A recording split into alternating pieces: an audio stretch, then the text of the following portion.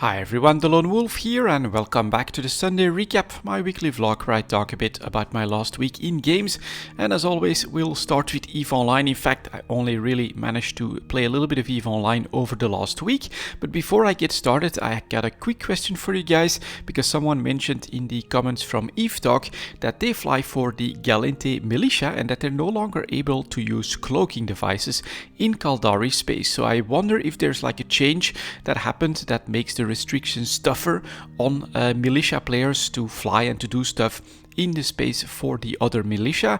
I haven't personally read anything about this, so I can't say that this will be announced any change like that. But if it's the case, on the one hand, I can understand it. I can understand that you want Galente-minded players to mostly focus around Galente space and then engage in faction warfare. But on the other hand, that's not how I want to play the game. So that's never been the vision for my character in EVE Online. I've always been of the idea that I would remain neutral, and that what's most important to me is that I can fly and participate in all types of spaces. So I would definitely love to know if any of you guys can confirm that there are new restrictions for militia players when it comes to flying in the space of their direct opponents. Other than that, I haven't participated just yet, and this actually worries me a little bit more about what their actual plans are for the allegiance system and things like that. But we will of course wait and see how everything works out. But as I've mentioned quite often, my idea is for my character to remain as independent as possible and to basically potentially maybe try to make like trade deals and things like that to try and take advantage of what happens in faction warfare, but definitely not completely blow up my reputation by going straight into battle, guns blazing or anything like that. I'm more of a behind the scenes type of character. And on that note, what I've been doing over the last week is that of course I kept up with the BPC business, which is still exploding. Not sure exactly why this is happening, but we got another batch of freighters selling 30 million and 20 million for a couple. Pretty easy, very quick sales.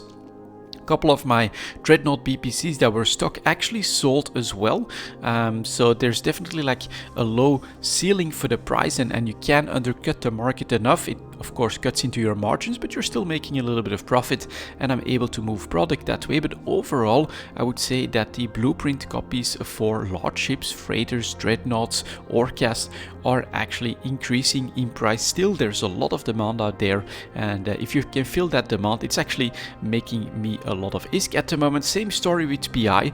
I actually emptied out the PI planets last week and well, brought it all to Jeddah.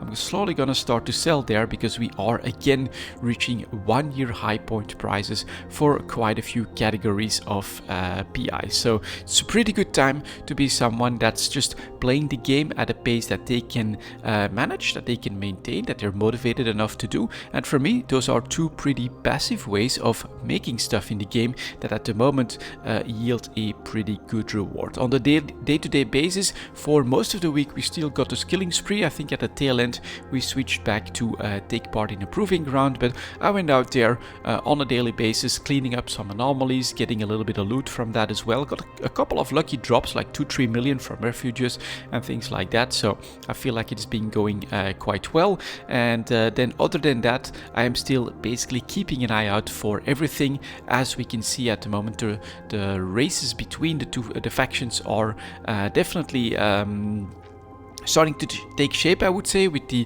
Caldari able to complete their gate already, and then the Galente is still lagging behind quite a lot. Same story with Amarr and Minmatar. The Amarr clearly ahead of the Minmatar factions, and that's a part of basically, I think, a result of player distribution in the game. Caldari have always had like this really cool militaristic backstory, I think, that used to draw in a lot of players. I'm not sure exactly how things are when it comes to new players, but Minmatar have always struggled a little bit when it comes to getting a lot of players into their faction. But from my perspective, they've always also been the ones that have been pretty damn hardcore.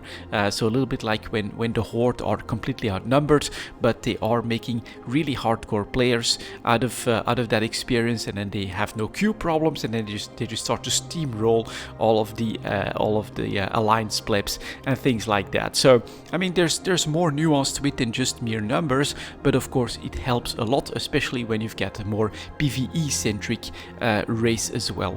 That's going on at the moment. But yeah, let's just keep an eye on all of that, and then next month, of course, we get the actual expansion that should hit.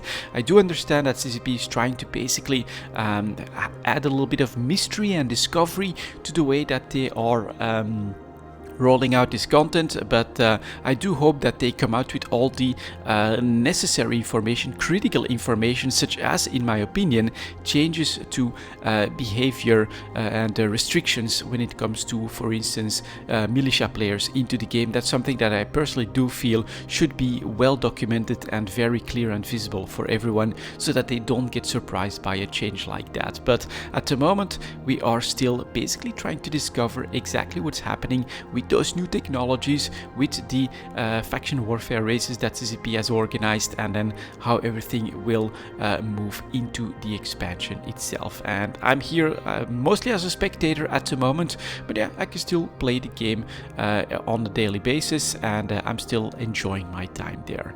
So that was my last week in games, guys. Thank you very much for watching, and as always, I'll see you next time.